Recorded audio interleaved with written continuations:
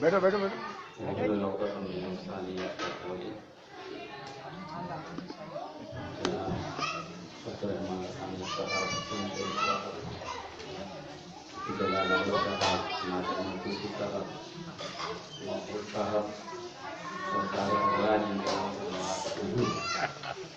سارے کے سارے حضرات اس بڑے مبارک موقع پر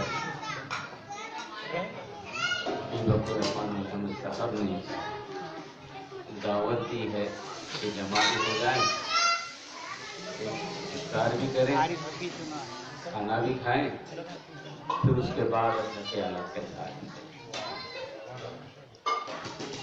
تو اس کا مطلب یہ ہوا کہ یہ سارے ثواب خود ہی لوٹنا چاہتے ہیں، افطار بھی کرا رہے ہیں، کھانا بھی کھا رہے ہیں، اور آپ لوگوں سے یہ ہونا ہی ہوگا جو حد بیان کرنا چاہتے ہیں۔ بڑا مبارک فیصلہ ہے ان کا جو ہر سال ہوتا ہے الحمدللہ۔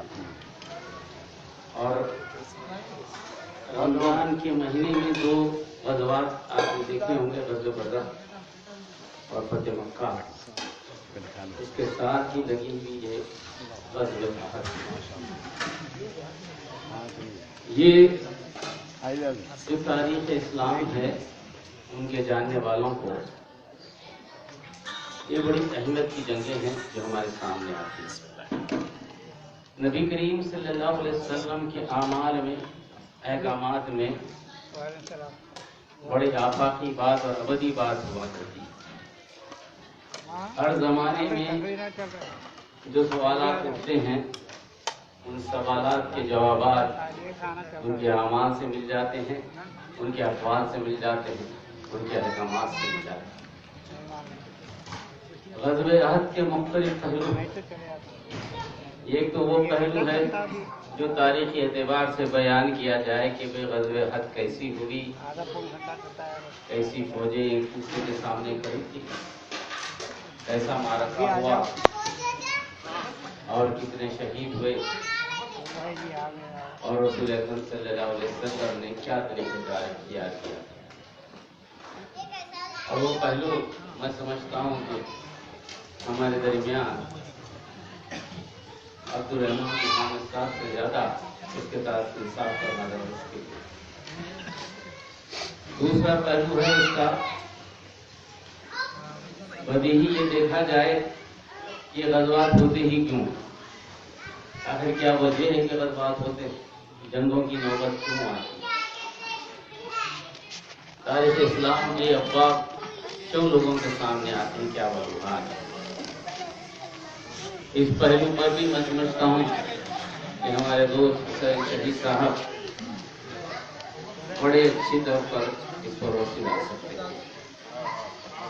میں ایک چھوٹا سا موضوع آپ کے سامنے بیان کرنا چاہتا ہوں کہ بھئی آخر مسلمان ہونے کی سزا ہے یا جزا ہے؟ یہ جنگیں ہماری آزمائش ہیں یا واقعی ہمارے لیے فتح و کامیابی ہو سکتا ہے؟ رمضان ہم نے گزارا، اس کے ساتھ شوال کے روزے بھی رہے۔ اس طرح نبی کریم صلی اللہ علیہ وسلم کی حدیث کے مطابق جیسے کہ ہم نے 360 روزے رکھنے کا ثواب بھی حاصل کیا، ایک روزے کے 10 گنا ثواب، 360 روزے رکھنے کا ثواب ہم نے حاصل کیا۔ آخر رمضان اور شوال کی یہ جوڑ کیا تربیت دیتا ہے؟ کیا مسلمانوں کو رمضان کا پیغام یہی ہے کہ وہ تسبیح کریں،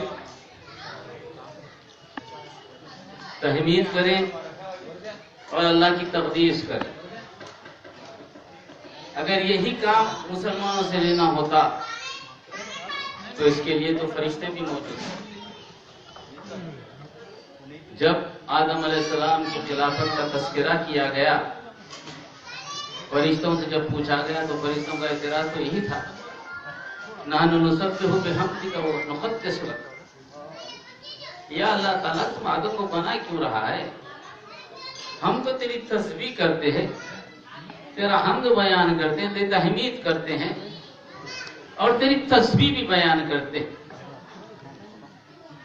کسی لمحے میں تجھے محتاج نہیں سمجھتے، ہم محتاج ہیں، تو محتاج نہیں۔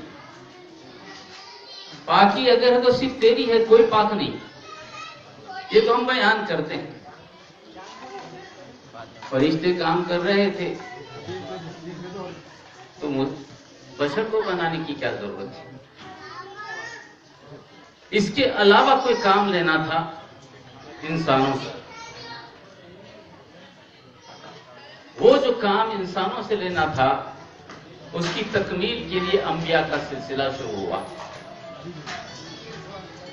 انبیاء کے سلسلے میں آخری نبی کریم صلی اللہ علیہ وسلم ہمارے درمیان آئے، اور آدم علیہ السلام سے لے کر نبی کریم صلی اللہ علیہ وسلم تک کسی نبی کی امت کو اللہ تعالیٰ نے اجازت ہی نہیں دی کہ کوئی دعوت دین کا کام کرے یا منصب رسالت کو اپنے ذمے لے۔ صرف یہی ایک ایسی امت ہے جس کو کہ منصب رسالت دی گئی، کہا کہ دعوت کا کام نبی کے بعد آپ کریں گے۔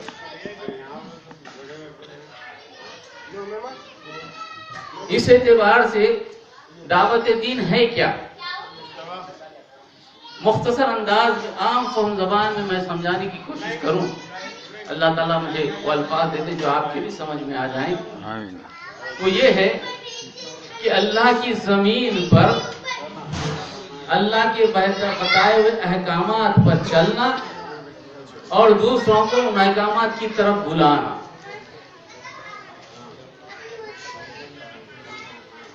یہی کام جو ہے امت کو کرنا، اور یہ بڑا جد و جہد کا کام ہے، یہ آسان کام نہیں ہے۔ اس میں جان کا خطرہ ہے، اس میں مال کا خطرہ ہے۔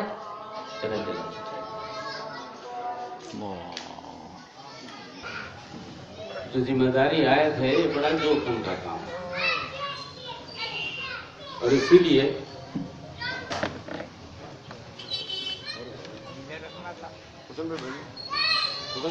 نبی کریم صلی اللہ علیہ وسلم کے سارے احکامات میں آپ دیکھیں گے کہ انسانوں کو جہنم سے بچانے کے لیے آپ نے ہر طرح سے کوشش کی، اور اس کو دو حصوں میں اگر ہم تقسیم کریں، ایک تو وہ لوگ جو اللہ کی طرف آتے ہیں جسے ہم مومن کہتے ہیں، اللہ کا فضل ہے کہ ہم ان میں سے، دوسرے وہ لوگ ہیں جو اس کے خلاف کھڑے،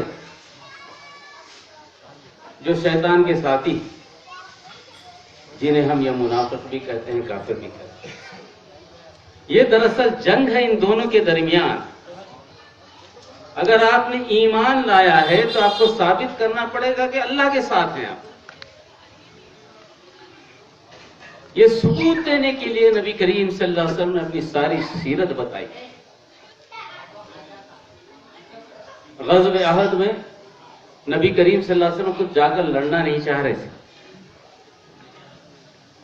ایک ایسی سلطنت جو ابھی ابھی وجود میں آئی ہے، جو چاہتی ہے کہ لوگوں کا بھلا ہو۔ مسلمان کیا چاہتا ہے؟ یقین جانیے مسلمانوں سے دشمنی کی وجہ آج تک سمجھ میں نہیں آئی۔ مسلمان تو یہ چاہتا ہے کہ سارے انسان جنت میں جائیں، کوئی جہنم میں نہ جائے۔ مسلمان یہ چاہتا ہے کہ عدل و انصاف قائم ہو۔ مسلمان یہ چاہتا ہے کہ ایک ہی معبود کی پرستش ہو، کوئی دوسرا خدا نہ بنے۔ مسلمان یہ چاہتا ہے کہ نبی کریم صلی اللہ علیہ وسلم آخری نبی ہیں، آپ ہی کو نبی مانے، دوسروں کو نبی نہ مانے۔ یعنی ساری دنیا کا بھلا اگر کسی کے دل میں ہے تو مسلمانوں کے دل میں۔ اور عید الفطر آپ نے جو منائی، وہ عید الفطر مسلمانوں نے منائی، مگر فائدہ کس کا ہے؟ فائدہ تو ساری دنیا کا ہے۔ قرآن جو اترا تو ھدی للمومنین کہہ کر نہیں اتارا گیا، ھدی للناس کہہ کے اتارا گیا۔ یہ ساری کوششیں جو ہیں مسلمان کی یہ ہوتی ہے کہ جہاں ہمارے جو آدم کی اولاد میں ہمارے جو خاندان والے ہیں دوسرے بھائی سب آدم کی اولاد ہیں، وہ کوئی جہنم میں جائے نہ کوئی شیطان کے پاس جائے نہ شیطان کی پارٹی میں شامل ہو، حزب اللہ بن جائے حزب الشیطان نہ ہو۔ اسی مسئلے پر چھوٹی سی حکومت ہے، پاورفل قریش کے لوگ اس کو برداشت کرنا نہیں چاہتے ہیں کہ اس کو نیست و نابود کر دیں تاکہ اللہ کا نام لینے والا کوئی نہ رہے۔ اور نبی کریم صلی اللہ علیہ وسلم نے اس غزوہ احد میں پیغام دیا ہے، چاہے تم کتنے ہی کیوں کم کیوں نہ ہو، غزوہ بدر کے بعد ابھی لوٹے ہیں غزوہ بدر سے غزوہ احد آ جاتی، آپ کتنے ہی کم کیا نہ ہو مگر حق کی لڑائی میں ساری چیزیں چھوڑ کر تمہیں لڑنا پڑے گا، تمہیں بتانا پڑے گا کہ اللہ کا نام اگر تم لیتے ہو تو اللہ تمہارے ساتھ ہے۔ اگر یہ احساس پیدا ہو جائے کہ اللہ تمہارے ساتھ ہے پھر تمہیں کسی کی پرواہ نہیں ہوگی۔ وہ آدمی کمزور نہیں ہوتا جو سمجھ لے کہ اللہ اس کے ساتھ ہے، اگر اس کے دل میں ذرا سا بھی شک پیدا ہو جائے کہ اللہ اس کے ساتھ نہیں ہے اس میں کمزوری آ جاتی۔ اللہ کے علاوہ کسی سے محبت ہو جائے، فیصلہ کرنے میں دقت ہو جائے، نبی کے احکامات سے روگردانی نہ چاہتے ہوئے بھی کر دے، فیصلہ کرنے کی بات آ جائے فیصلہ نہ کرے، ایسے وقت میں بھی اللہ کو یہ کمزوری بھی پسند نہیں۔ نبی کریم صلی اللہ علیہ وسلم کے دندان مبارک کا شہید ہونا کوئی معمولی واقعہ نہیں ہے۔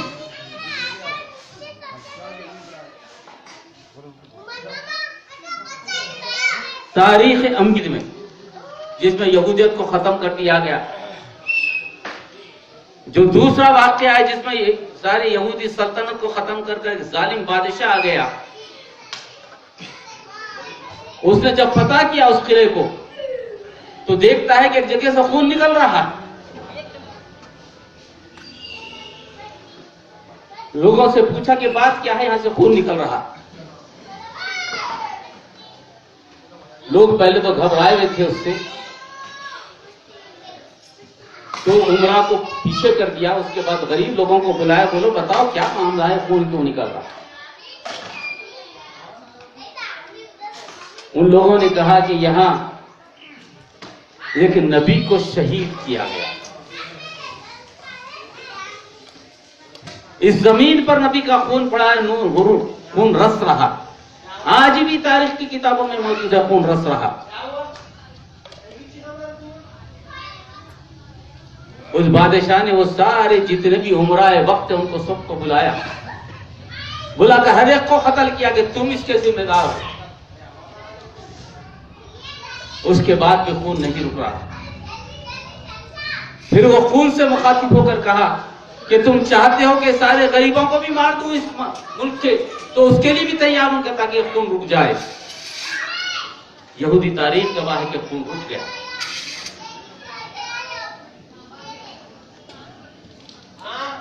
ایک نبی کا تذکرہ، رسول کا درجہ نبی سے بڑا، جس پر کتاب آئی، جس کے ساتھ شریعت ہے، نبی کریم صلی اللہ علیہ وسلم کے دندان مبارک کا شہید ہونا، حزب اللہ جو اللہ کی پارٹی ہے، جو مومنین ہیں، ان میں اللہ تعالیٰ کسی قسم کی کوئی کمزوری دیکھنا نہیں چاہتا۔ رسول کی موجودگی میں، رسول کے حکم کے مطابق کام نہ ہونے سے، چاہتے ہوئے غلطی نہیں کیے کہ خلاف ورزی ہو رہی، فیصلے کی غلطی ہو گئی، اس پر کیا تکلیف دی گئی سارے مسلمانوں کو۔ صحابہ کی محبت نبی کریم صلی اللہ علیہ وسلم سے آپ ہم کیا اندازہ کر سکتے، آپ ہم کیا اندازہ کر سکتے، جس کے نتیجے پہ ویسا کرنے نہیں اپنے سارے دندانے مبارک نکال کر پھینک دیے کہ کون سا تھا شہید ہوا نہیں معلوم۔ ان کو تکلیف پہنچائی کہ دیکھو تمہارے نبی کے ساتھ ایسا معاملہ بھی ہو سکتا ہے۔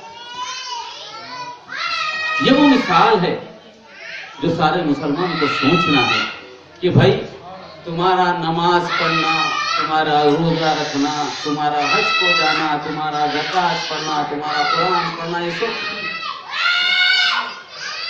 مگر یہی سب کچھ نہیں ہے۔ اگر یہی مسلمان ہونا ہے تو قریش کو کیا اعتراض تھا؟ مسئلہ تو یہ ہے کہ جو گناہ ہو رہا ہے گناہ کو روکے قوت سے، اللہ کے قانون کو اس سرزمین پہ نافذ کرے۔ غزوات ہونے کی وجہ کیا ہے؟ اللہ کا قانون نافذ ہونا ہے مدینہ منورہ میں، خلافت قائم ہونی ہے، نبی کریم صلی اللہ علیہ وسلم کی خلافت نہیں، اللہ کی خلافت قائم ہونے والی۔ یہ وہ کام ہے جو مسلمانوں کو کرنا ہے۔ اس لیے عید الفطر کا جو سب سے بڑا پیغام ہے وہ یہ کہ آپ اس کے لیے تیار ہو جائیں، کیونکہ عید الفطر یہ ایک ماہ دراصل تربیت کا تھا، یہ دراصل اسکول ہے، ایک انسٹیٹیوشن آپ کا 30 دن کا، جیسے کہ گرما کے اسکول میں بچوں کو بھیجتے ہیں تربیت کے لیے، ویسے ہی آپ کا اسکول ہے۔ کیا کیا ہے؟ جسمانی طور پر آپ کی تطہیر، زبان پہ پابندی، غیبت نہیں کریں گے، جھوٹ نہیں بولیں گے، کوئی لایانی گفتگو نہیں کریں گے، جو الفاظ نکلیں گے وہ دولت ہیں، محاسبہ ہوگا اس پر کنٹرول۔ آنکھ ہے دیکھنے کے لیے بنائی گئی، ہر چیز نہیں دیکھ سکتے آپ۔ رمضان میں تو ٹی وی بھی بند ہو جاتا۔ کان ہے، کان سے ہر چیز نہیں سن سکتے آپ رمضان۔ ہاتھ پیر ہے، اس سے کوئی کام نہیں کر سکتے جو اللہ کو ناپسند ہو۔ یہ وہ تربیت، یہ تربیت اس لیے دی جاتی ہے، دل کے خانے میں 2 چیزیں ہیں، روح اس میں بستی ہے، اس میں خواہشات نفس بھی۔ جس طرح جسم کو غذا کی ضرورت ہے، جیسا کہ ہم نے ابھی کھایا، اسی طرح روح کو ضرورت ہے اللہ کی کتاب کی، اللہ کے احکامات کی، اس کے ذکر کی۔ رمضان میں خواہشات نفس پر روح کو قابو دیا جاتا ہے، روح قوی ہوتی۔ اب کام یہ کرنا ہے کہ خواہشات نفس پورے ہوں گے یا روح کام کرے گی۔ اس تربیت سے نبی کریم صلی اللہ علیہ وسلم نے غزوات میں مقابلہ کیا اور مسلمانوں کو پیغام دیا۔ آج کی ماحول میں بھی یہی کرنا ہے۔ مسلمانوں کے حال جو آج ہے وہ یہ کہ ایک حصہ تو ان کا صحیح ہے، اپنی ذات کی حفاظت ضرور کرنا چاہیے، مگر دوسرا جو ذمہ داری پہنتے تھے، منصب نبوت آپ کے پاس آئی ہے دوسروں کو بچانے کی، اس کے لیے کوئی تیاری نہیں، اس کے لیے تو معلوم بھی نہیں ہم کو کیا کرنا ہے۔ ہمارے خلاف سازشیں ہو رہی ہیں، ہم کو مذہب سے نکالا جا رہا ہے، آپ کو دعوت دی جا رہی ہے کہ ان کا مذہب قبول کرو۔ آپ دائی ہیں، آپ کو دعوت دینے والی قوم بنا کر بھیجا گیا ہے۔ جب آپ نے اس منصب کو چھوڑ دیا تو لوگ آپ کو دعوت دے رہے ہیں کہ آئیے آپ ہمارے مذہب میں۔ انتہائی سنگین صورتحال سے اس وقت ہندوستان گزر رہا ہے، انتہائی سنگین صورتحال سے۔ عدالتوں پر ان کا قبضہ، پولیس پر ان کا قبضہ، ایڈمنسٹریشن پر ان کا قبضہ، سارے قوتیں سب ان کے ساتھ۔ اب آپ کی کامیاب ہونے کے لیے ایک ہی صورت باقی ہو جاتی ہے، وہ یہ کہ اللہ کی قوت آپ کے ساتھ ہو، کوئی دوسری قوت نہیں۔ اس کو اپنانا ہے تو رمضان سے سبق لے کر آئندہ رمضان تک ایسی قوت بننا جس میں آپ کی ہر چیز میں، آپ کا ہر عمل میں ایسا کام کرنے سے پہلے ایسا محسوس ہو کہ اللہ آپ کے ساتھ ہے، اللہ آپ کو دیکھ رہا ہے۔ ہر عمل میں محسوس ہو کہ اللہ آپ کو دیکھ رہا ہے۔ تو ایسی صورتحال پیدا ہوئی جیسے صحابہ کرام کا زمانہ ہمارے لیے نمونہ ہے۔ اس نمونے کے بغیر ہم نہیں ایک قدم بھی نہیں چل سکتے۔ اس کو ذہن میں رکھ کر اگر آپ کام کریں تو یقیناً ایک صورتحال بدل سکتی ہے۔ ہندوستان کی صورتحال میں ہمیں یہ کرنا ہے، ہم اپنی بستیوں میں بیٹھ کر یہ سوچیں کہ ہم محفوظ رہیں گے آپ کا محفوظ رہنا بھی اللہ کی پسند اور ناپسند پر مبنی ہے۔ اگر اللہ راضی ہے تو محفوظ ہے، اللہ راضی نہیں ہے تو آپ محفوظ ہیں۔ اللہ کو راضی کرنے کے لیے کیا کرنا ہے، اس کے لیے آپ غور و فکر کیجئے تو آپ کو معلوم ہوگا کہ بڑا آسان ہے، اتنا آسان ہے۔ ما اتاکم الرسول فخذوہ وما نہاکم عنہ فانتہوا۔ اسلام سے آسان کوئی مذہب نہیں ہے، کوئی دین نہیں ہے۔ ہر جگہ سوچنا پڑتا ہے کرنے سے پہلے، یہاں سوچنے کی ضرورت نہیں ہے۔ یہاں صرف ایک دیکھ رہا ہے کہ میرے رسول کیا کہتے ہیں، میرے رسول نے یہ بات کہی، میں کرنے کو تیار ہوں، ساری دنیا مخالفت کرے۔ میرے رسول اس سے روک رہے ہیں، میں رک جاؤں گا، قدم۔ اپنی خواہشات کو رسول کے حوالے کر دینا۔ جب یہ مسلمان پیدا کریں گے تو یقیناً وہ نبی کا زمانہ جو انشاءاللہ آنے والا ہے وہ آئے گا۔ ایک بات آپ سے کہتے ہوئے رخصت ہوتا ہوں، نا امیدی کی ضرورت نہیں۔ حالات کے اعتبار سے جو ہمارے سامنے چیزیں ہیں، ہمارے سامنے جو باتیں آ رہی ہیں، یہ دراصل اسلام اور غیر اسلام قوتوں کے درمیان آخری لڑائی ہے۔ اس لیے اس میں جتنے مسلمانوں کے منافق ہیں وہ سارے کے سارے اللہ تعالیٰ سامنے پیش کر رہا ہے آپ کو۔ جو منافقت کرنے والے، چاہے اقتدار میں رہو، چاہے جماعتوں میں رہو، چاہے کسی چیز میں رہو، جہاں شریعت کے نفاذ کی بات آتی ہے وہاں ملحق مخالفت ہو جائے تو منافقت ظاہر ہو جائے گی۔ جب منافقت ظاہر ہو جاتی ہے تو اللہ تعالیٰ کی نصرت ہو۔ حبیب عبدالرحمان صاحب کے بہت سارے لیکچروں میں آپ نے دیکھا ہوگا، رسول کے ساتھ ایک مجموعہ چلا اور بیچ میں سے کسی نہ کسی طرح سے نکل گیا۔ ان کا مقصد یہ تھا کہ مسلمان کمزور ہو کر پیچھے ہٹ جائے، مگر ان کے نفاق کے ہٹنے کے بعد اللہ کی مدد آئی۔ نفاق جب تک تھا اللہ کی مدد نہیں آئی، جب تک نفاق تھا اللہ کی مدد نہیں آئی۔ آج مسلمانوں میں بھی وہی عمل شروع ہو گیا، چاہے گلوبل لیول پر دیکھ لیجئے یا ہندوستان کے لیول پر دیکھ لیجئے۔ تو اللہ تعالیٰ کا فیصلہ بڑا قریب ہے، جو آپ کے لیے ہمارے لیے ہماری زندگی میں شاید سامنے آ جائے تو ہمارے لیے بڑی اچھی بات ہے۔ مگر ان سب سے اہم چیز جو میں آپ سے کہنا چاہتا ہوں وہ یہ کہ حبیب عبدالرحمان حامد صاحب سیرت کے معاملے میں میرا اپنا شخصی خیال ہوگا، دوسروں کا بھی خیال ہے، اس سے بہتر سیرت پر بولنے والا، سامنے تعریف نہیں کر رہا ہوں، تعریف کرنا میرا حق بھی ہے، اس سے بہتر سیرت پہ بولنے والا آج میں نہیں سمجھتا سارے ہندوستان میں بھی۔ یہ میں نہیں، علماء کے درمیان کی بات آپ تک پہنچا رہا ہوں، یہ ایک امانت ہے جو ان تک پہنچا رہا ہوں، ان سے استفادہ کرنے کی ضرورت ہے۔ کیسٹ تو ان کے سامنے آئے ہیں، مگر اس کے باوجود بھی ہفتے میں ایک پروگرام کہیں نہ کہیں آپ لوگ رکھیے تاکہ ہم بھی اس میں شامل ہو سے سنیں، تاکہ وہ، کیونکہ ان کے بیان کرنے کا طریقہ ایسا ہے کہ ایسا معلوم ہوتا ہے کہ میدان جنگ میں ہے، اس جگہ پر ہم محسوس کر رہے ہیں کہ یہ معاملہ طے ہو رہا ہے۔ یہ اللہ کا بڑا احسان ہے کہ ہمارے درمیان ایسی شخصیتیں ہیں، اللہ تعالیٰ ان کی عمر دراز کرے، ان کی سرپرستی بھی ہمیں حاصل رہے۔ اللہ تعالیٰ سے دعا ہے کہ میں نے جو اچھی باتیں کہیں وہ آپ تک پہنچے، جو باتوں میں میری شر ہے اللہ تعالیٰ اس کو بھی محفوظ رکھے، آپ کو بھی محفوظ رکھے۔ وآخر دعوانا الحمدللہ۔